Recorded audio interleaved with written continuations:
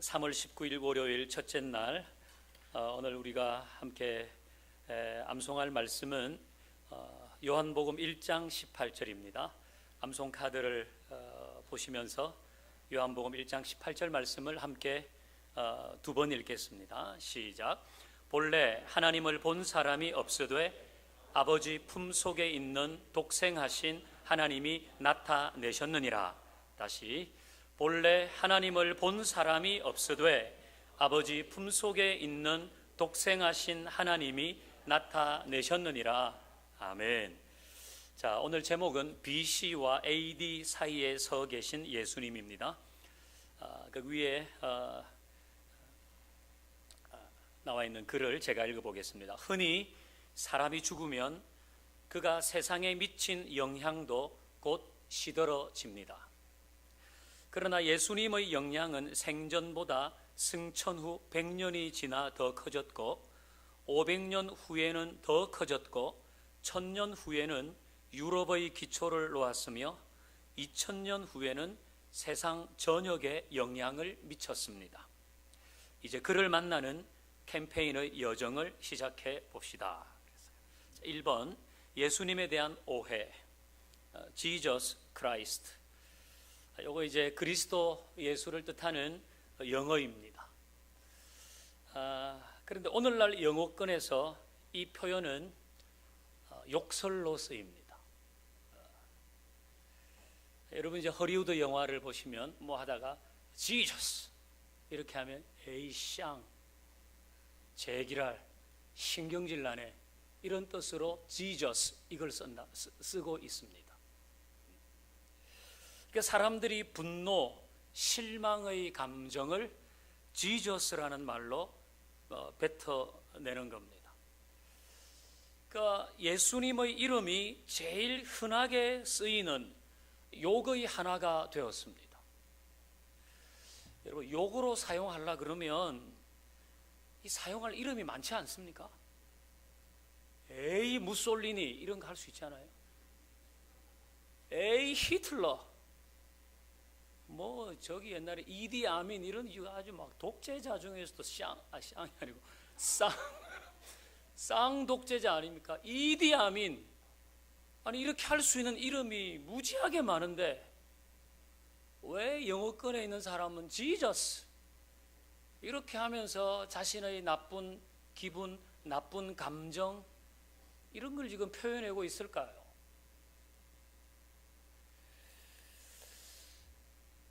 뿐만 아니라 예수님에 대해서 말하는 것은 좀 세련되지 못한 것으로 여깁니다.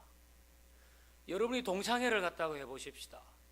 회사에서 회식을 하는데 거기서 무슨 말 끝에 예수님은 얼마나 사랑이 많으시고 예수님은 온 인류를 그렇게 사랑하셨다 이런 얘기하면 분위기 확 다운됩니다. 근데 거기서 뭐 간디가 어떻게 했다, 달라이 라마가 어떻게 했다, 마호멧이 어떻게 했다 그러면 그 정도 반응은 아닙니다. 사람들이 유식하다고 얘기해 줍니다. 왜 그럴까요? 왜 예수님의 이름은 이렇게 적대적인 이름이 되었을까요? 자, 2번 보십시다. 왜 그런가? 왜? 객관식입니다. 예수를 따르는 사람들이 예수님과 너무 다른 모습으로 살아서. 답인 것 같습니까? 아닌 것 같습니까? 나번도 볼까요? 예수님 앞에서 자신의 어두움이 드러날까봐 두려워서. 답인 것 같습니까? 아닌 것 같습니까? 답은 이런 이유로 예수님에 대해서 오해하고 있기 때문에. 뭐 다 답이에요. 다 답. 제가 이렇게 썼지만은. 그러니까 왜 예수님의 이름이 이렇게 적대적으로 되었을까? 왜 사람들이 이렇게 반응할까? 첫 번째는 예수를 따르는 사람들이 예수님과 너무 다른 모습으로 살아서 그렇습니다. 그러니까 역사적으로도 그랬어요. 역사적으로. 십자군 전쟁. 이게 엄청난 비극이었거든요. 엄청난 비극이었습니다. 교회의 이름으로 행해진 폭력과 횡포가 있었습니다. 여러분, 중세의 종교 재판, 마녀 사냥, 그게 다 그런 거거든요. 종교 박해사가 있었어요. 이게 다 신의 이름으로 이런 일을 해요. 예수의 이름으로 이런 일을 사람들이 해버린 거예요. 현실적으로도 이거 이제 예수 믿는다고 하는 사람들의 그 위선과 욕심과 음란과 부정과 탐욕, 이런 것들이 많이 있잖아요. 그렇게 얼룩진 모습이 많이 있어요. 우리도 다 일조한 거예요. 저도 일조하고 우리도 다 일조했어요. 그래서 사람들이 예수님의 이름에 대해서 적대적이 되었어요. 예수님의 이름에 대해서 오해를 해요. 또 하나의 이유는 나번에 있듯이 예수님 앞에서 자신의 어두움이 드러날까 봐 사람들은 두려워하는 것도 있어요. 그러니까 내가 예수 믿고 이렇게 하다 보면 내 악한 행위가 드러나서 내가 그것 때문에 막 가책을 느끼고 내가 그동안 편안한 마음으로 해왔던 것 이제 그거 못하게 되고 이러면 어떡할까? 내 생활 방식에 변화를 막 요구하고 내가 유한한 인생이라는 것이 드러나가지고 내가 내 양심에 따라서 막 살아야 되고 이런 일이 생기면 나 너무 싫어. 그래서 아예 예수님의 이름과 그 예수를 믿는 것에 대해서 거부해버리는 거예요. 그 자체를 싫어해버리는 거죠. 이런 이유들로 인해서 예수님에 대한 오해가 있는 겁니다. 근데 이 모든 것은 사실 오해 아닙니까? 오해. 제가 아까 간디 얘기 잠깐 했지만 간디는 굉장히 대단히 훌륭한 사람이잖아요. 간디. 근데 간디는 자기는 예수님은 오케이란 거예요. 예수님에 대해서는 오케이입니다. 자기가 신약 성경을 많이 읽어봤는데 예수님에 대해서는 오케이인데 예수 믿는 사람에 대해서는 노란 거예요. 노. 그러니까 여러분, 예수 이름에 문제가 있거나 흠이 있거나 예수 이름에 뭐 이상한 속임이 있거나 한 건 아니에요. 예수를 믿는 사람, 교회, 여기에 문제가. 그래서 우리는 그 예수님을 따라가야 됩니다. 예수님. 그 예수님이 뭐라고 하셨는지를 배우고 그 본질적인 예수님의 모습을 보아가야 되는 거죠. 그래야 우리도 그 예수님의 모습을 보고 예수님이 뭐라고 하셨는지 어떻게 하셨는지를 알아야지 그 예수님을 제대로 믿고 따라가지 않겠습니까? 그래서 이번 캠페인에서는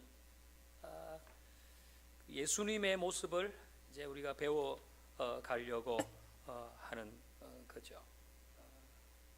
자, 우리 그 다음에는 글을 한번 볼까요? 그 다음에 그 밑에 있는 어느 고독한 생애 제가 한번 읽어보겠습니다. 그는 이름 없는 마을, 이름 없는 여인의 아들로 태어났습니다. 그는 30살이 되도록 목수로 일했으며 3년간은 전도자로 살았습니다. 그는 책도 쓴 적이 없고 직함도 없었고 가족도 집도 없었습니다. 그는 대학도 가지 않았을 뿐더러 큰 도시를 찾지도 않았습니다. 태어난 곳에서 200km 이상 가본 적도 없었습니다. 그는 이른바 위인들이 할 법한 일들을 하나도 하지 않았습니다. 그를 적대시하는 여론의 물결이 몰려왔을 때 그의 나이는 고작 33이었습니다. 친구들은 도망가 버렸고 그는 숫자가 빠졌습니다. 원수들에게 넘겨져 재판과 모욕을 받았습니다. 그리고 마침내 두 강도 틈에 끼어 십자가에 못 박혔습니다. 그리고 100년이 19번 지났습니다. 지금 그는 인류 역사의 중심에서 인류의 진보를 이끌고 있습니다. 지상을 행군했던 모든 군대들, 대양을 항해했던 모든 해군들, 일찍이 소집된 모든 회의들, 땅을 통치했던 모든 제왕들, 이 모두를 합쳐 놓아도 그들이 이 땅에 미친 영향은 이 고독한 생애의 영향력을 따르지 못합니다. 그러니까 이것은 사람들이 오해하고 있는 그 예수의 이름, 그 예수님은 사실 이 인류사에 굉장히 선하고 깊은 영향력을 끼친 분이다. 그 얘기를 이렇게 요약해서 해 놓은 것입니다. 우리 학교 다닐 때 마그나 카르타라는 걸 배웠습니다. 대헌장, 13세기 이럴 때 영국에서 만드는 거 아닙니까? 군주의 자유를 제한하는 거. 그때는 왕이 마음대로 하는 거예요. 내가 왕이기 때문에 죽으라 하면 죽고 살아라 하면 왕이 지 마음대로 하는데 군주의 자유를 제한하는 것, 그게 대헌장 아닙니까? 근데 그 기본 정신은 뭔가? 평등과 박애거든요. 평등과 박애. 여러분, 그 모든 정신은 그리스도로부터 왔습니다. 그러니까 인류의 문화사, 사상사, 정치사 이런 곳에 그리스도의 영향이 없는 곳이 없습니다. 그 우리는 때로 예수는 여기 모인 우리만 믿는다고 생각해요. 여기에 모인 몇몇 사람만 예수를 믿고 우리만 이렇게 열심히 내고 우리만 이렇게 하는 거 전혀 그렇지 않아요. 예수님은 인류사에 지대한 영향을 미친 분이시거든요. 이제 우리 그걸 한번 보십시다. 2번 보면 예수 연호의 기준이 되다. 연호. 여러분, 연호라는 것은 연도를 세는 법이잖아요. 우리 지금 2018년, 이거는 서기 2018년 아니면 앞에 뭐가 붙잖아요. 서기 2018년. 그 연호라는 건 연도를 세는 법이거든요. 그 예수님이 연호의 기준이 되었다 이겁니다. 자, 1번 로마의 연호는 황제가 즉위하는 연도를 기준으로 해요. 그 제가 누가복음 3장 1절 적어놨는데, 디베료 황제가 통치한 지 15해, 본디오 빌라도가 총독으로 있고 헤롯이 갈릴리 분봉왕을 했고 동생 빌립이 또 어디 있을 때에, 요게 지금 어느 시대란 걸 설명하는 거거든요. 이때에 세례 요한이 세례를 베풀었다 그 얘기가 나오는데, 지금 이 시대가 어느 시대인지를 얘기하는데 디베료 황제 15년에 이게 지금 연도를 계산하는 기준이 되는 겁니다. 그 옛날에는 다 그랬어요. 옛날에는 각국에는 그래서 연호가 중국에도 있잖아요. 중국에 무슨 홍무, 영락, 홍의, 건융 이런 게 다 중국의 연호입니다. 일본의 연호 있잖아요. 우리 어머님이 1928년생이시거든요. 근데 어릴 때 나는 소화 2년생인데 이렇게 얘기해요. 소화 2년생이라 얘기했어요. 소화. 그 일본의 연호가 소화가 1926년부터 소화를 썼어요. 그리고 일제시대 태어나셨으니까 소화 2년생이라고 늘 얘기를 했거든요. 그러니까 그 연호가 있다고요. 나라마다 또 절대 군주가 통치할 때 연호가 있어요. 대한제국에도 연호가 있잖아요. 대한제국. 그동안은 중국을 따르다가 고종 황제 때부터 우리 연호를, 대한제국 연호를 썼어요. 뭐 융희, 광무 이런 거 썼어요. 북한에도 연호가 있습니다. 북한의 연호는 뭘까요? 주체. 어떻게 하셨어요? 북한의 연호는 주체입니다. 주체. 그게 김일성이 태어난 해가 1912년이잖아요. 그 1912년을 이제 기준으로 해가지고 주체라는 연호를 이제 써요. 주체라는 연호. 그 다 연호가 있는데, 우리에게 익숙한 연호는 단기와 서기 아닙니까? 단기는 다 아시죠? 개천절마다 얘기하잖아요. 지금은 단기 4300 몇 년이고 다 뭐 하는 거 그거. 그거는 여러분 아시죠? 단군 왕금이 단군 조선을 세운 그걸 기준으로 하는 거예요. 그게 BC 2333년 그걸 기준으로 해가지고 거기다가 지금 2018년을 더해가지고 우리는 뭐 단기 4300 몇 년 이렇게 얘기를 하잖아. 그렇게도 쭉 써요. 또 우리 잘 아는 서기 있잖아요. 서기. 지금 우리 서기를 쓰잖아요. 이 서기는 서력 기원의 준말인데 이게 세계 공통적으로 쓰는 거예요. 역사책, 세계사책에는 다 이 서기를 써요. 서기. 자, 이제 3번 동그라미 3번. 서기의 기준은 예수 그리스도가 탄생한 해를 기준으로 하는 겁니다. 서기의 기준은 예수 그리스도가 탄생한 해를 기준으로 하고,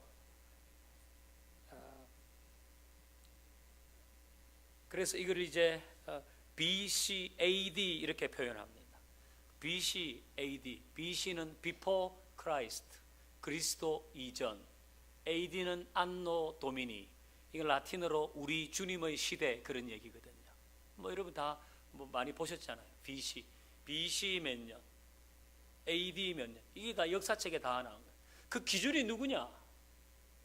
예수 그리스도의 탄생이 기준이라는 거예요. 이게 굉장히 단순하지만은 이게 엄청난 겁니다. 어떻게 인류 역사를 카운트해 가는데 그게 예수님의 탄생을 기준으로 할 수 있냐 이거예요. 어떻게 그렇게 할 수 있냐는 거예요. 네? 여러분 아까 보니 단기를 계산할 때 단군 왕금이 단군 조선을 치는 게 BC 2333년이라고 다 적혀 있어요. 그 기준도 BC예요. BC, Before Christ, 그리스도 이전, 태어나시기 전 2333년 전. 사실 단기도 그렇게 다 계산해 가는 겁니다. 그러니까 이 예수님께서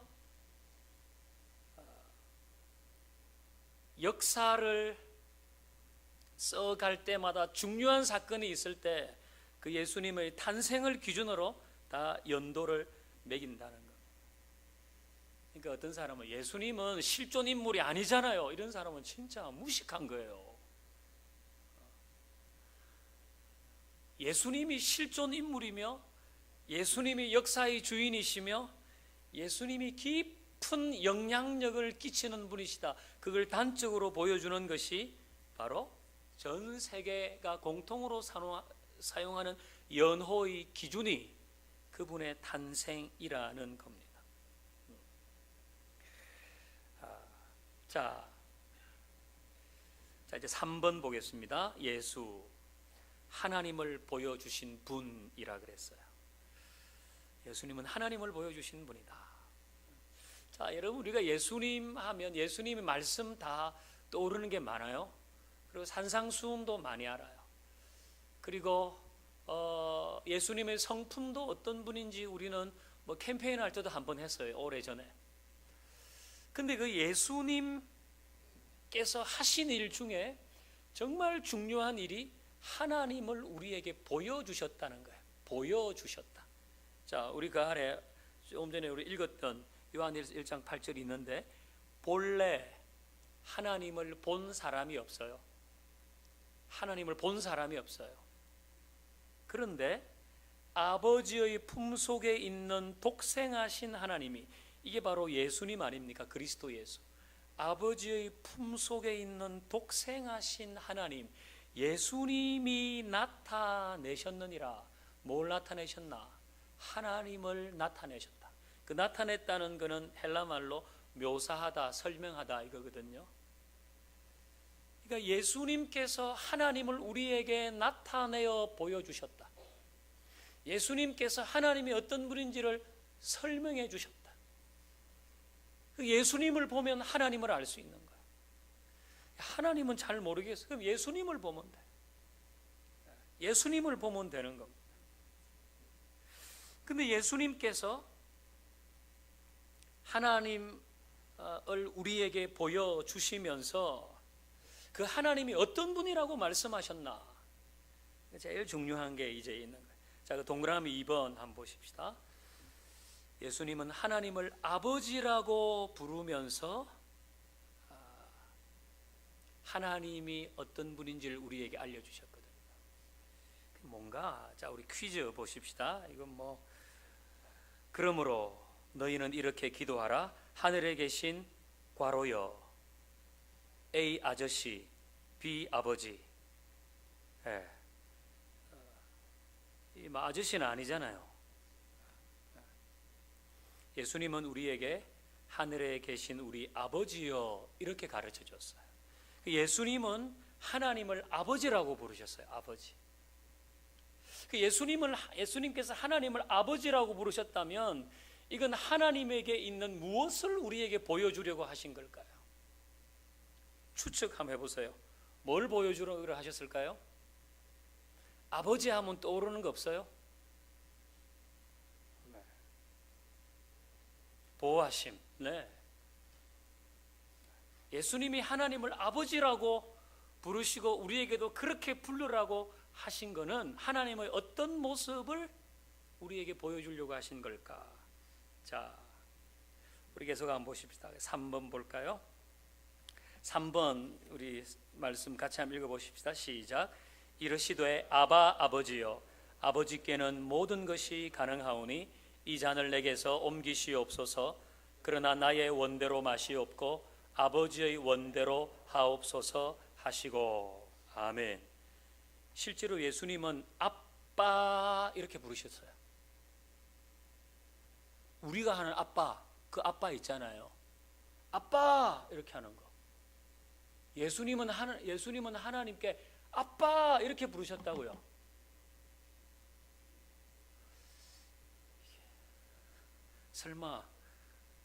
설마 이렇게 생각하시는 거 아니겠죠?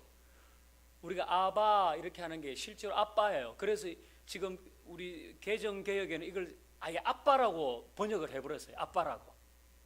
이전에는 아바 아버지 이렇게 했는데 그 아바라고 하는 뜻이 아빠 이렇게 하는 거거든요. 그래서 이제는 번역을 아예 아빠라고 해놓아 버린 거예요. 그 예수님은 하나님을 아버지, 아빠 이렇게 부르셨다는 거예요.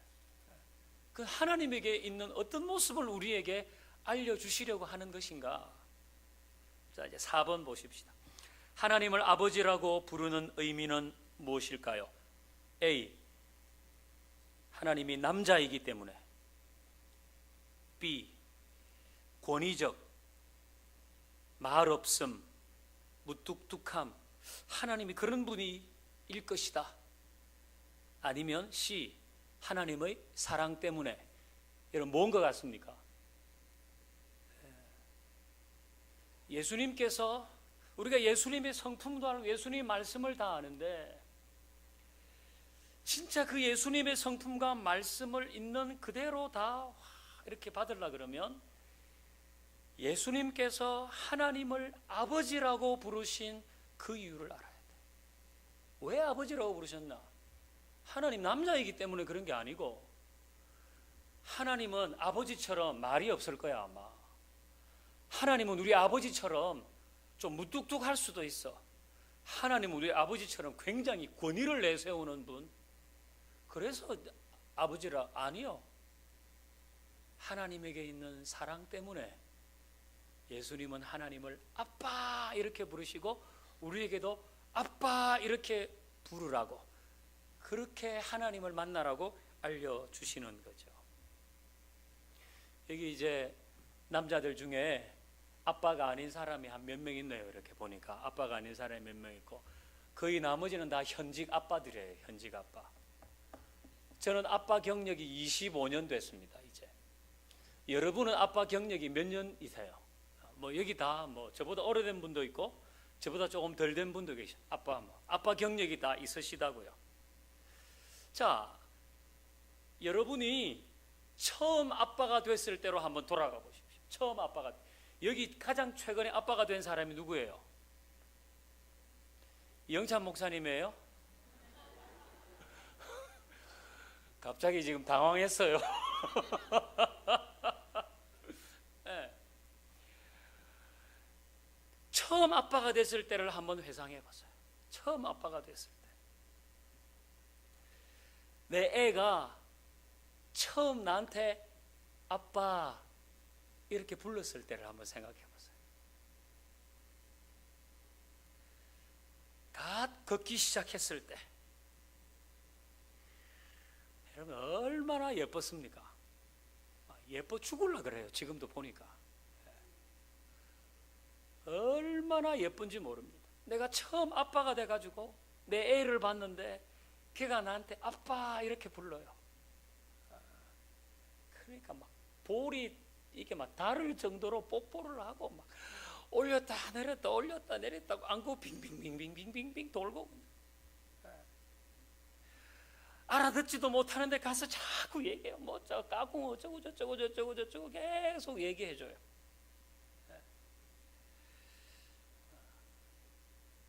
물론 좀 표현력이 약한 아버지도 있어요. 예. 그런 분도 마음으로는 진짜 사랑하잖아요. 마음으로는. 예. 그냥 성격 때문에 이렇게 못하지만은 그래도 얼마나 사랑해요. 그 왜 그렇게 예뻐하고 사랑했습니까? 진짜 특별하게 예쁘게 생겨서 그렇게 하셨어요? 피부가 뽀얗고 막 코는 오똑하고 눈은 막 쫙 부리부리하고 시원하고 이래서 여러분이 예뻐했습니까? 뭔가 좀 얘기를 좀 해보시면서 이렇게 하십시다. 우리 진짜 그래서 여러분이 예뻤습니까? 아빠니까 예뻐한 거예요. 아빠니까. 나를 아빠라고 부르니까, 내가 낳았으니까, 내가 아버지니까 그렇게 예쁜 거예요. 그렇게 사랑스러운 거예요. 다른 이유가 뭐 있습니까? 다른 이유가. 여러분이 뭐 걔가 뭐 5살 될 때부터 뭐 구구단을 다 외우고 무슨 신문을 읽고 이래서 예뻐했습니까? 그냥 내가 아빠니까 좋은 거예요. 좋다고 하고. 사람들은 예쁘다고 안 해도 나는 예뻐요. 사람들은 그냥 아이고 건강하게 생겼네 이렇게 해도 나는 예뻐 죽어요. 왜? 내 자식이니까. 아빠니까 그런 거예요. 다른 이유는 없어요.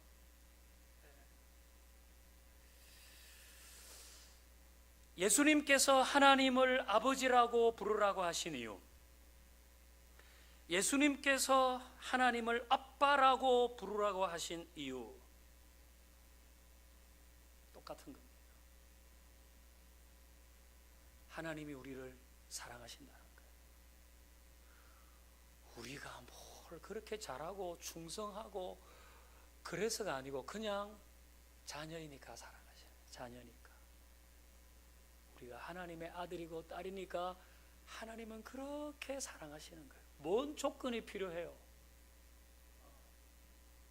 그래서 예수님이 하나님을 아빠 이렇게 부르셨듯이 우리도 하나님을 그렇게 얼마든지 부를 수 있는 거예요. 얼마든지 부를 수 있어요. 왜? 하나님 우리를 사랑하시기 때문에. 자, 우리 그 아래 말씀 한번 읽어볼까요? 그 아래 말씀. 자, 시작.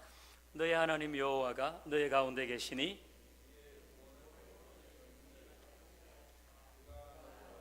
기쁨을 이기지 못하시며 너를 잠잠히 사랑하시며 너로 말미암아 즐거이 부르시며 기뻐하시리라 하리라. 아멘.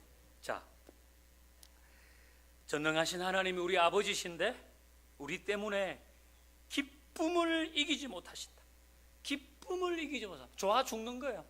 좋아 죽어요. 죽고 못 살아요. 여러분 자식 보면서 죽고 못 살겠죠? 네. 하나님이 우리를 보시면 이렇게 기쁨을 이기지. 아니 내가 뭐 그렇게 뭘 날 보고 그렇게 하나님 기뻐하시겠어? 그건 우리 생각이에요. 우리 생각. 하나님은 기쁨을 이기지 못하세요. 그냥 좋아서 죽어요. 우리를 보시면. 그리고 잠잠히 사랑하시면 꼭 이렇게 안아주시는 거예요. 잠잠히 즐거이 부르며 기뻐하신다. 막 노래를 부르시는 거죠. 노래를 우리를 보고. 여러분 자식 보면서 노래 불러보셨죠? 저는 엄청나게 불렀어요. 특별히 우리 둘째 어릴 때 너무 많이 울어가지고 엄청나게 노래를, 그래서 노래를 잘하는지 모르지만 엄청나게 노래를 불러줬어요. 뭐 이 노래. 여러분 다른 사람한테 노래 불러줍니까? 자식한테 노래 불러주죠. 하나님께서 우리를 사랑하시니까 우리를 보고 노래 불러주시고. 여러분도 그런 경험 있으시죠? 내 자식이 뭐 특별한 거 안 하는데 막 웃잖아요. 특별한 것도 아닌데 다른 사람 같으면 안 웃는데 나만 웃어요. 나만. 내 자식이니까 나만 웃잖아요. 그러니까 하나님은 기쁨을 이기지 못하시고 사랑하시고 안아주시고 즐거이 부르며 기뻐하신다. 예수님은 이런 하나님을 아버지로 우리에게 알려주시는 거예요. 아버지로. 자, 여러분에게 하나님은 여러분을 보시고 죽고 못 사는 분으로 느껴지십니까?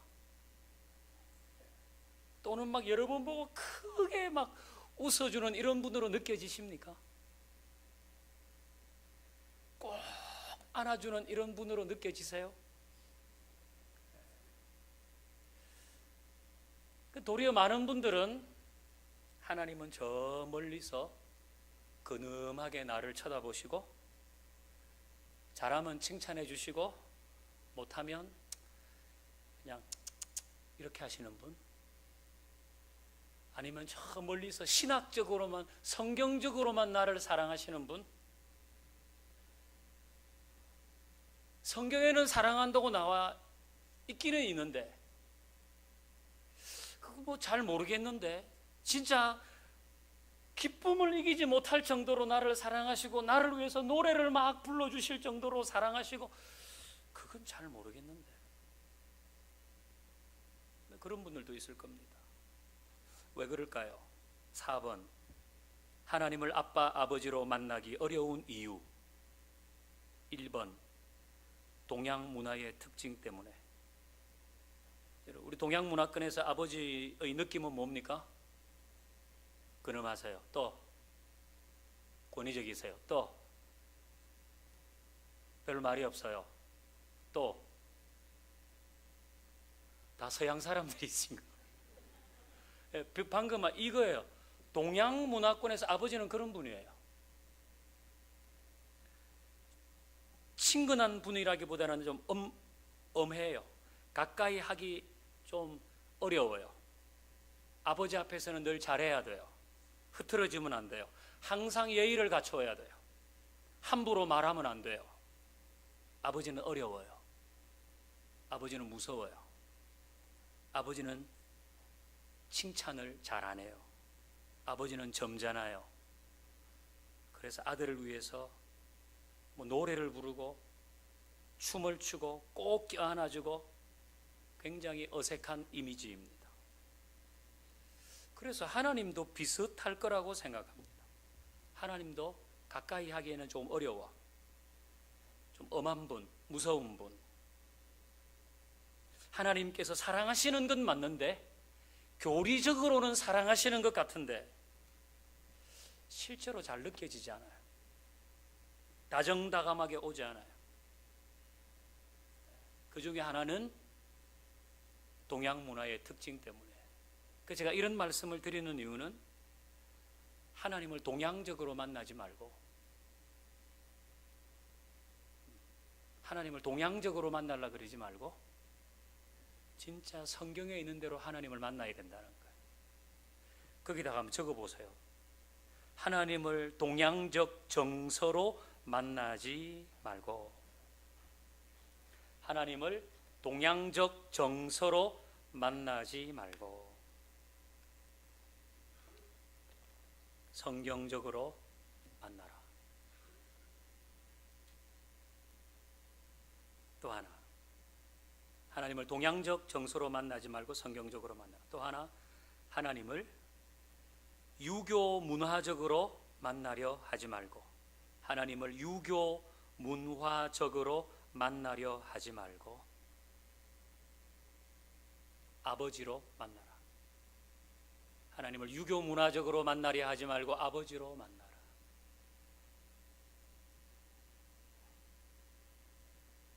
예수님이 아빠 그렇게 한 것처럼 하나님을 만나고 자녀에게 매우 친근하고 살갑게 대해줘. 그런 분으로. 자, 2번. 또 왜 하나님을 아빠 아버지로 그렇게 느끼기 어려운가? 하나님과의 감정적 교류에 익숙하지 않아서 그래요. 네. 부실공사임이 드러났어요, 이게. 자, 여러분, 하나님과 감정적인 교류가 있어야지 친밀함을 느낄 수 있습니다. 우리 조금 봤잖아요. 하나님은 우리로 인해서 기쁨을 이기지 못하시고 그냥 주체할 수 없도록 사랑하시고 그렇게 감정을 표현하시거든요. 예수님도 그러셨잖아요. 그런데 이 우리 문화권에서는 감정을 표현하는 것이 미덕입니까? 절제하는 게 미덕입니까? 절제하는 게 미덕이에요. 크게 웃으면 안 되고, 크게 울면 안 되고, 좋아도 좋다 그러면 안 되고, 싫어도 싫다 그러면 안 되고, 무언과 무표정이 멋있는 것으로 여겨졌습니다. 남자는 울면 안 돼요. 기뻐도 표시내면 안 돼요. 그 감정적인 이 표현을 굉장히 자제하는 것이 아름다운 것이다. 우리는 그렇게 배웠습니다. 근데 여러분, 감정이라고 하는 것은 어떤 형태로든지 간에 표현이 안 되면 관계를 발전시키는데 아무런 도움이 되지 않습니다. 표현이 안 되는데 어떻게 관계를 발전시키는데 도움이 되겠습니까? 갑돌이와 갑순이 다 아시죠? 노래. 갑돌이와 갑순이는 한 마을에 살았더래요. 한 마을에 살았어요. 둘이는 서로 사랑을 했더래요. 그러나 둘이는 마음뿐이래요. 갑돌이와 갑순이는 사랑을 했더래요.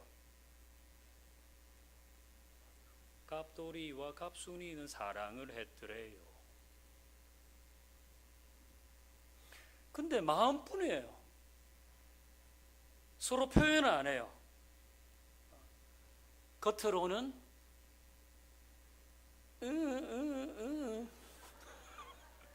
모르는 척 했더래요. 아니, 갑돌이와 갑순이가 서로 사랑하는데 마음뿐이에요. 겉으로는 모르는 척 했다고요. 모르는 척. 그래서 어떻게 돼요? 그러다가 갑순이는 시집을 갔더래요. 시집 간 날 첫날 밤에 한없이 울었더래요. 갑순이 마음은 갑돌이 뿐이래요. 겉으로는 안 그런 척 했더래요. 겉으로는 안 그런 척 하는 거예요. 갑돌이도 화가 나서 장가를 갔더래요. 장가 간 날 첫날 밤에 달 보고 울었더래요. 갑돌이 마음은 갑순이 뿐이래요. 겉으로는 고까지 끝 했더래요. 그러니까 둘이는 서로 사랑했는데 마음만 있는 거예요. 표현을 안 하는데 어떻게 알아요? 서로 사랑했는데 마음뿐인 거예요. 표현을 안 하니까 그냥 다 각기 갈 길 가서 거기서 달 쳐다보고 울고 이렇게 하는 거 아니에요. 이거 부부도 마찬가지 아닙니까? 내 마음에 당신을 너무 사랑하는데 말 안 하면 사랑이 성립이 안 돼요. 내가 부모고 자식인데 내 자식 너무 사랑하는데 사랑하는 말을 안 하면 관계가 성립이 안 돼요. 내가 자식인데 내 부모를 존경하고 사랑하지만은 부모에게 사랑한다, 존경한다 말 안 하면 그 관계가 성립이 안 되는 거예요.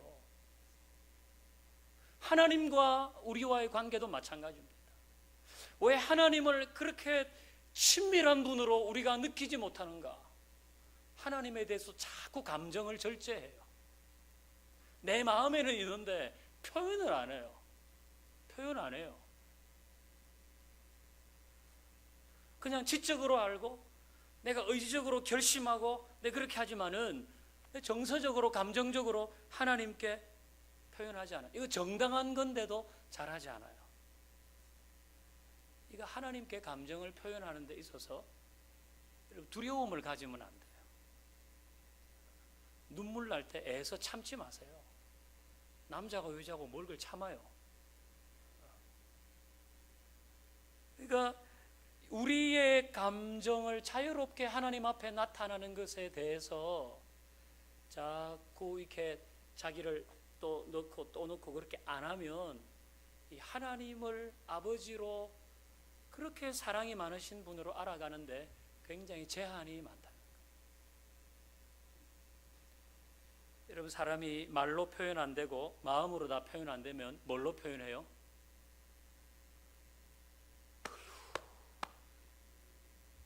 몸으로 표현해요. 몸으로. 그렇지 않아요? 그러니까 우리가 하나님 앞에 우리의 감정을 표현한다고 할 때 사랑합니다. 내가 울고 싶으면 울고, 기쁘면 기뻐하고, 또 우리가 찬양을 할 때 이런 때도 우리는 우리의 손을 다 쓰기도 하고 이렇게 하기도 하잖아요. 그런 거를 이게 다 열어놔야 돼. 열어야 돼. 그래야 하나님을 우리의 아버지로, 아빠 이렇게 하는 마음으로 갈 수 있는 거예요. 예수님 우리에게 하나님을 아빠, 아버지로 부르라고 하시니 굉장히 깊은 의미가 있는. 여러분, 우리가 예수님을 알아가고 닮아가고 사랑하고 힘입는데도 예수님에 대한 내 마음을 표현해야 돼요. 그러니까 여러분 마음에 있는 하나님을 향한 사랑과 감사가 있잖아요. 그거를 표현을 해야 돼요.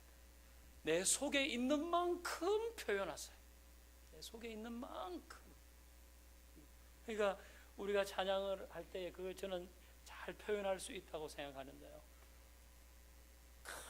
때로는 소리를 높여서 표현하고, 여러분 손을 들 때도 여러분 여기에 여러분 속에 있는 마음 그만큼 이렇게 할 때도 손을 든다고 하면 이렇게 들 수 있잖아요. 이렇게 딱 이렇게 들 수도 있잖아요. 손 들으라고. 그것부터 약간 요만큼 들 수도 있거든요.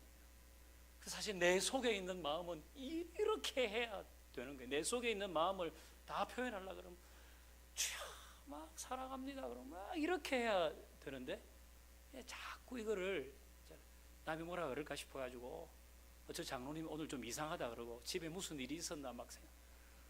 제가 말했죠. 여러분에게 아무도 관심이 없어요. 여러분에게 아무도 관심이 없어요. 다른 사람 나를 어떻게 생각할까 생각 안 해요.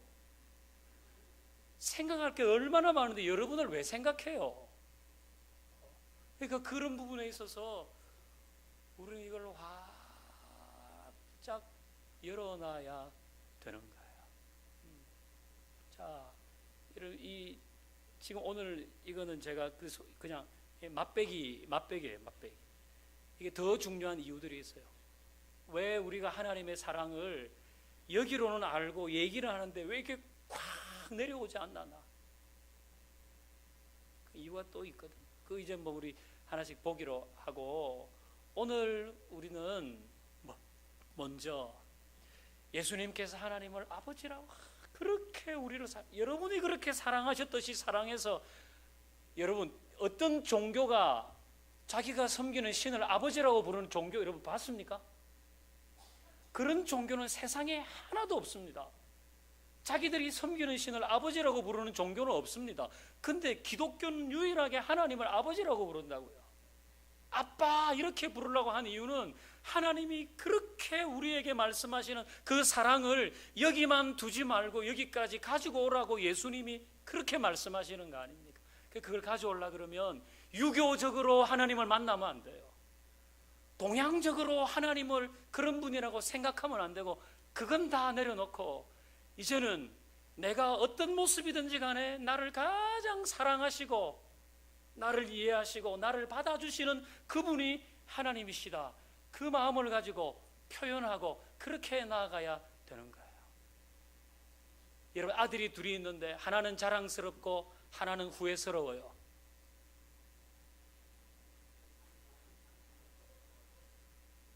그 사람 아들이 몇입니까? 아들이 하나입니까?